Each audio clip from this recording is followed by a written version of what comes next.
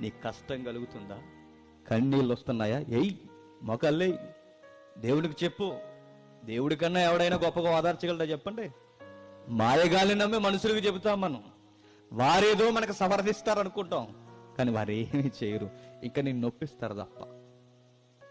మనుషుల వలన కొన్ని జరగవు. అందుకే అన్ని అయిన తర్వాత దేవుని దగ్గరికి వెళ్తాం కనుక మన పని ఏది అవదు, జరగదు. ప్రార్థన చేసిన జవాబు ఎందుకు వస్తుంది? ఆ మొదటి రోజు దేవునికి చెప్పుకోవచ్చు కదా. దేవునికి చెప్పు. యేసుక్రీస్తు వారు అంటున్నాడు, మత్తయ్య గారు రాస్తున్నారు, యేసుక్రీస్తు వారు అన్నమాట, మీరు మొదట దేవుని వైపు చూడడం నేర్చుకోండి. చాలా మంది చాలా విషయాలు చెప్తుంటారు. ఏంటండి నా లైఫ్ సెటిల్ అవ్వట్లేదు, నేను యథార్థంగానే ఉంటానండి, బాగానే ఉంటాను, నీతి నిజాయితీగా ఉండాలనుకుంటాను, అయినా నా లైఫ్కి ఒక ఆన్సర్ దొరకట్లేదు. అట్టివా